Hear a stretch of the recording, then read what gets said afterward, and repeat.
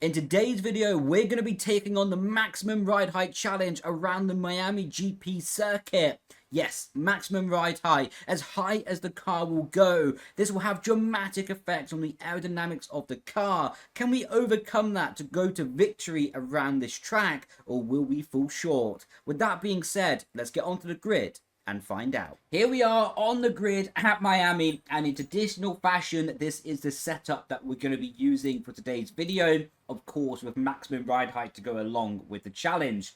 If you would like to try this challenge at home, this setup can be a good baseline to use, so feel free to use it if you would like to. The strategy is going to be medium and then softs at the end, so we can finish on the faster tyre to hopefully make those race critical overtakes with 27 kg of fuel, as well as we are on the grid here in Miami. 5 lights, and it is lights out, and away we go, getting up the inside. A Lance Stroll already, and you're going to try and pick off as many cars down the inside line as we possibly can and be quite cheeky in the process. Of course, maximum ride height has a massive effect on the aerodynamics of the car. Normally you would try to utilize the ground effect of these cars by getting the aerodynamics, well, the ride height I should say, to get as low as possible for the aerodynamics to be as efficient as possible. But with maximum ride height, you're slower on the straights and massively slower in the corners, as we up the inside of George Russell there in quite a cheeky way. The only benefit really to having higher ride height is quite simply better curb usage. And in Miami, there isn't really many curbs that you can have advantage on this. Maybe turn 2, turn 3, and there's the chicane that we're coming up to pretty soon. But apart from that, there isn't really too many places you can really take a key advantage from, as AI are going side by side up ahead, and we're going to take advantage of that and be quite cheeky. Oh, hello. Down the inside of Guan Yu Zhou and Sergio Perez. Of course, there's rumours actually circulating around the paddock that Sergio Perez is going to return to Formula 1 racing with Cadillac. Personally, I'd quite like to see it, as we get destroyed in a straight line by Guan Yu Zhou. But we're going to go back up the inside. It's quite hard to spot your braking point from the inside line there, to be honest. But we have managed to go from last place all the way up to P9 in the first lap of the race alone. Again, Guan Yu Zhou very fast in a straight line comparing to us. Our ride height is naturally causing us that hindrance in a straight line as well. This is the curb I was speaking about earlier, that if you can maybe take an advantage on it, but yeah, maybe turn 2, turn 3, and the chicane in sector, well, the end of sector 2 is really the only places you take advantage from having higher ride height.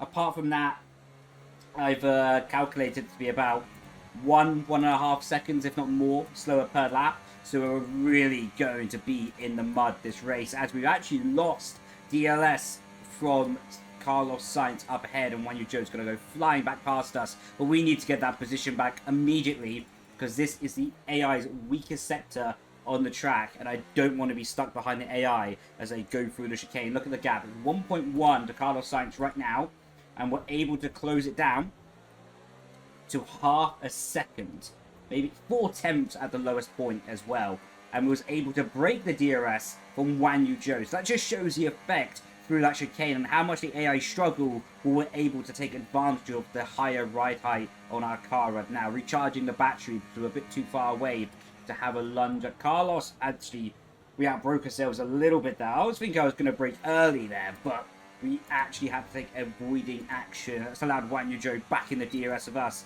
but he's a bit too far away to do anything. We did set purple middle sector on the previous lap of the race through the first turn, getting a bit more confident with that curb usage on the left-hand side, and really struggling for understeer. Just the grip is not there. The balance isn't really how I'd want the car to be. Through the left, through the right, down to safety. You can see the front tyres are already starting to give up a little bit as we're going through the left hand and just trying to get the car rotated.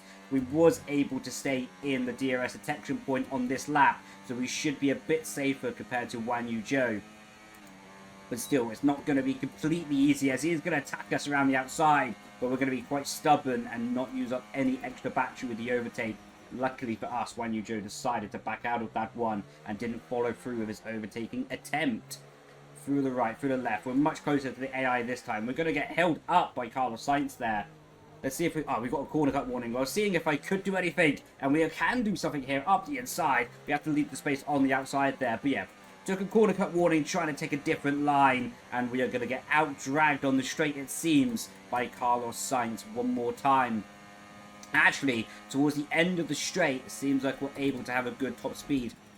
And again, nice and late on the brake. This time reaching the apex in a much better way. Have to be careful down the pit straight because Carlos Sainz is quite close to us. So we do use a little bit of overtake button just to make sure he's not going to be side by side with us going into the braking zone. So we can start shifting our attention, shifting our focus to catching Fernando Alonso up in P7 of this race. Now going through the first section. To the left, to the right, and now again just understeer City in this corner. Touch the outside white line there. The curve is quite slippery, so if you do touch it, you do end up with a boatload of understeer. As we're trying now to play the same trick against Carlos Sainz as we did to Guan Yu Zhou on the previous lap. Carlos Sainz is actually going to go for it though, but we will re-attack, re-engage down the inside and retain the position. Of course, the inside line in this corner is a huge advantage as the corner is quite slow, the grip is quite slippery, so just having a shorter distance to travel gives you a big advantage compared to the rival cars. All over the back of Fernando Alonso, had a big snap of oversteer over the curb, but really hindered our ability to get any closer to him. Not going to be in striking distance on the straight on this lap. Lap 4 of 14, already coming towards the end of the stint for the AI on their soft compound tyres. We only have 10% wear. Are we close enough to look up the inside of Fernando? Yes, we are. We actually have a bit of a rear lock on the rear tyres, and that allowed us to slip up the inside while controlling the car. We're very low on the battery though, so we do need to start thinking about that as we set a new personal best in the race. Alonso's going to go down the inside of turn 1. We have to leave him the space, but I'm also a bit nervous of Hamilton because he is not far away from breaking the DRS detection zone. We have to use a bit of overtake button here, even though we don't have much left. Really committing to these inside curbs now. That was really nice. Okay, I could definitely take more curbing there. I should remember, with this ride height configuration, I'm effectively driving a tank. So we need to remember that with the curbs that we can attack. And speaking of driving a tank, we've lost the DRS detection to Lewis Hamilton. Fernando Alonso is going to go flying back past us. Carlos Sainz maybe as well, but just able to block him off. He followed the racing line that we picked, and that really hindered him. Speaking of being hindered though, look how much time we're going to lose right through this section of corners. How slow we need to go as Alonso is almost back in the DRS of Lewis Hamilton. What is a disaster for us if he is. Because I wanted to try and re-overtake Alonso down the straight while he didn't have the DRS. Let's see if he got it. He did get it. That's a shame for us. We're gonna sit behind this time. We're not gonna go for a move up the inside. The reason for that being, as we almost hit the back of him, is it'll be the same story as last lap. If we did do a move, we would end up overtaking Fernando, probably, in the braking zone. But then, again, we wouldn't be in the DRS of Lewis, and the same story repeats itself as Carlos Sainz sends it down the inside. Maybe being a bit too conservative here has hurt us, as now we have to ensure that we can stay in the DRS of Alonso. Otherwise, if we drop out of his DRS, again, Carlos will just easily overtake us. Saving grace for us may be, though, that their soft tyres are starting to go off. Whereas our medium tyres are, of course, feeling a bit better than theirs as we're approaching halfway distance in this race. We should have the DRS. We do have the DRS. I don't want to use my overtake button, so probably Carlos is going to gain on us towards the end of the straight. And yes, he is right now, but we're able to keep the racing line as he sends up the inside again. It's actually a bit more defensive from Guan Yu Zhou. There's a yellow flag behind. Let's see what's happening. It doesn't seem to do anything. It was just an AI running wide from what I can see. So we don't have to think about that. Luckily, we did not use... Oh, it's George Russell out of the race, in fact. Let's see that. Let's look at the replay. It wasn't just George Russell running wide. He clearly had a full technical problem as we're going through the section here through the right. And yeah, full technical problem. My bad, my misunderstanding. I thought he just ran wide initially, but he is fully out of this race. Doesn't seem like a safety car will be called either. as we're heading down the straight. A little bit more battery compared to the previous lap, so that's a bit nicer as we're quite far behind Alonso. It means we don't have to avoid him in the broken zone. What's quite a nice difference. Alonso doesn't box. That's really good for us, actually, as the other AI peel into the pit lane. What means we can follow Alonso on this lap, try to save up a bit more battery, and then we can have some good in-laps. Esteban is in the pits. Didn't ask. But anyway, thank you. We're moving on now. Just trying to save that battery up a little bit more. So when our in-laps come, and our out-laps as well, we can be in a better position to capitalize on our soft compound tires, of course. The faster tire that the AI are on right now, that we are yet to go on because we're on the mediums. 2 seconds to Charles Leclerc. And Esteban's in for his stop now. okay. How do I turn this guy off? Okay. No, I don't want to box. Okay. I'm going to stop pressing buttons because that was clearly a disaster. But please, let me focus, engineer. Let me focus as we're going through the chicane. We're nice and close behind Fernando. Again, he's on the soft, so he's more than likely going to box on this lap. So I'm going to use the DRS to have a better top speed, but then turn off my battery nice and early so I can conserve it getting higher and higher. There's no real point to overtake Alonso going into this corner. We're going to put brake bias at 55% as well, because yeah, I presume he's going to box, and we could just save up a bit more battery. And he does box indeed. Everyone on the soft compound tire now has boxed, and we are the sole runner on these medium tires. So it's going to be really critical that we maximize these laps. Actually, in fact, we were the only car, it seems, to be starting on the medium compound tire, or starting not on the hard compound. As Verstappen is the next car behind us, and of course, every other car has already done the pit stop. Through the left, just a bit of understeer. You can really see how much we're struggling to rotate the car. Already, Verstappen's got the gap down to under 10 seconds to us, so he is flying in this race. Who do you think is going to win the real-life race this weekend? It's going to be, of course, really interesting. I think with Lando, Oscar, Max. Oscar now is leading the championship, and what a job he's been doing so far this season. I think, from what I can remember, the only mistake he made was in Australia. You know, with the final corner thing. Apart from that, he seems to be pretty flawless. Well, when I say flawless, no major mistakes. Of course, it's little mistakes, lock-up, running wide here or there. But in terms of actually doing a really solid job, he's been outstanding this season as we go through the left-hander. That's a lot of curb. Wow, wow, wow. And as well, Lando needs to sort of bounce back and get back into his form. What I think he will do, to be honest. And of course, Max is Max, and he will be on it like a car bonnet through the right-hander. Jumping over the curbs. Okay. We can really drive over any curb. That's a bit surprising. Now we need to focus for the rest of our in-lappers. We will be boxing on this lap.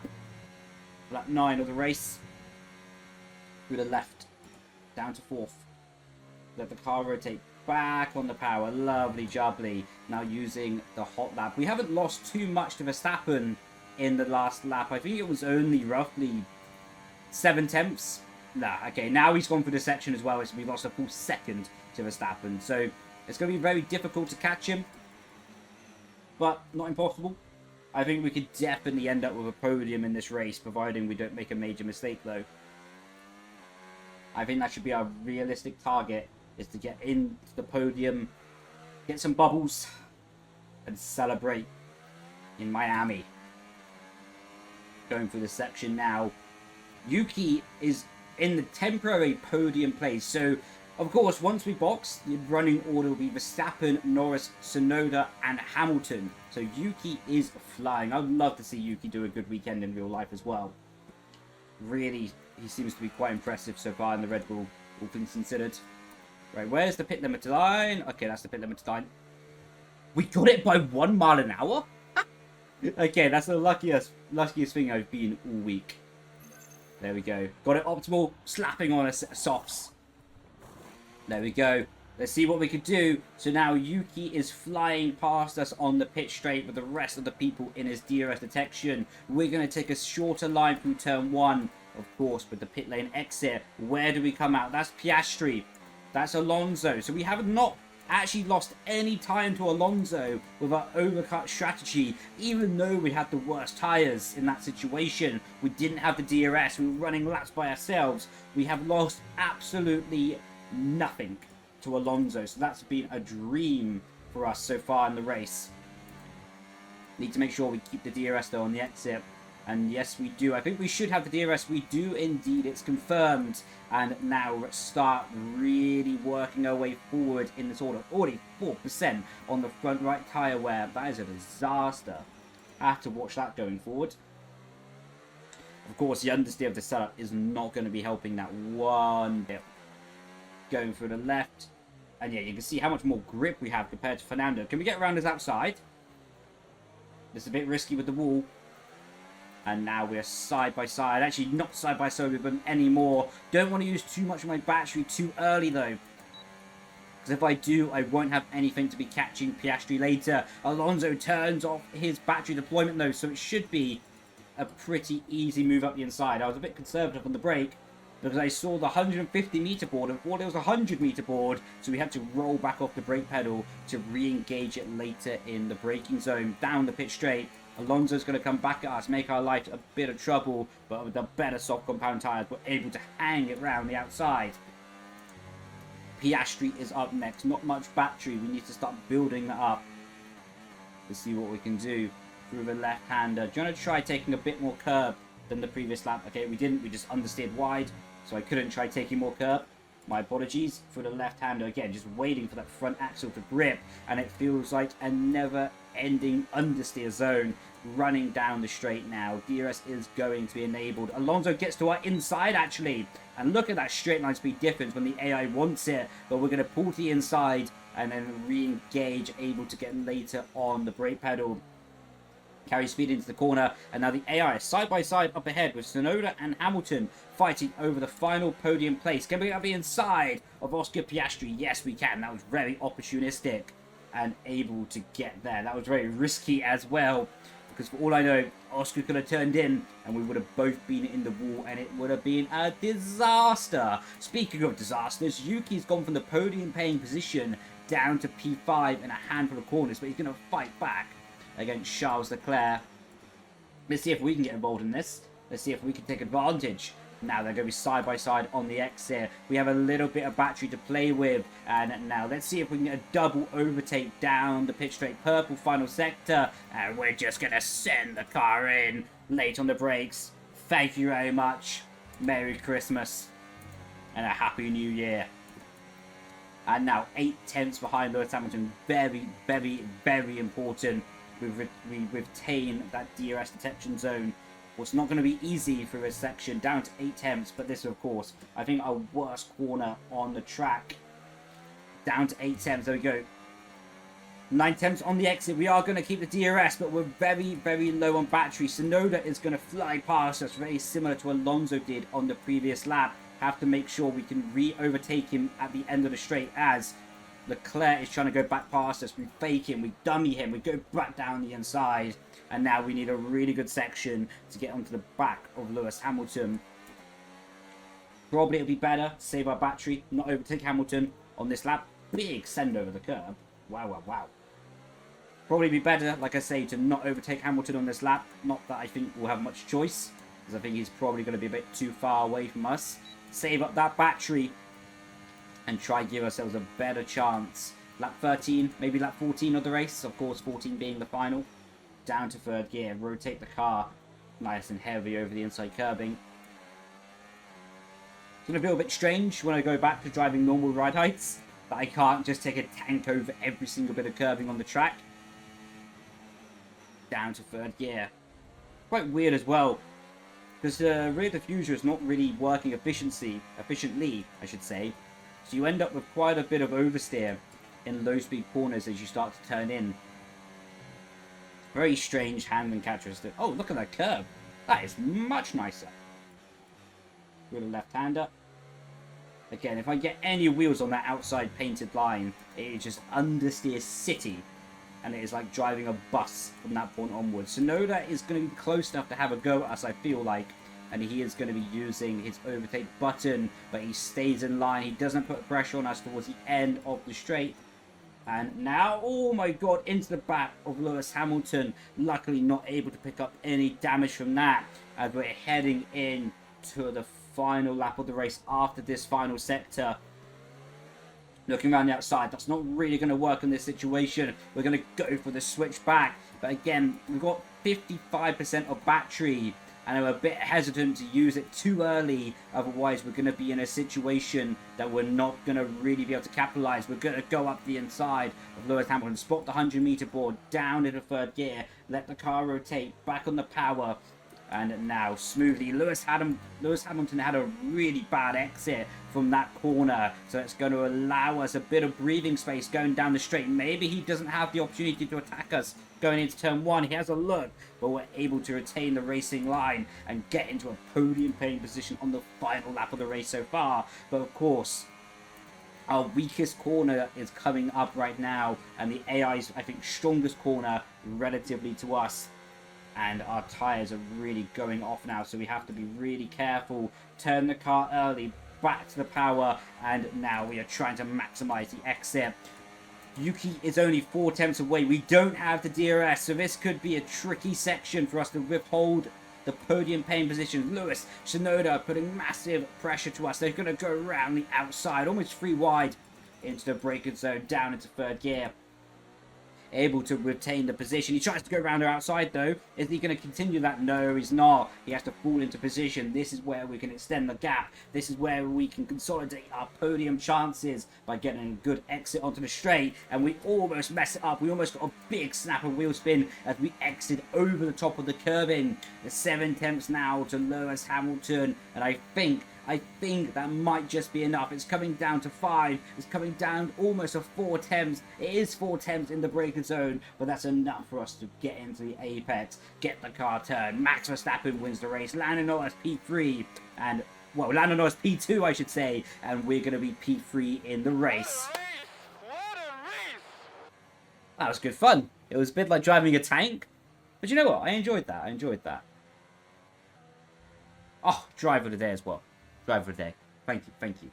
Another F1 24 challenge in the bag, this time with a maximum ride height challenge. What challenge should I do next? With that being said though, enjoyed the Miami GP this weekend. Hopefully it's going to be a cracker. Hopefully it'll be a good race. But until then, thank you so much for watching. I've been Brendon Leigh, and I'll catch you in the next video. Grazie Vazazzi. Ciao ciao. Bye bye.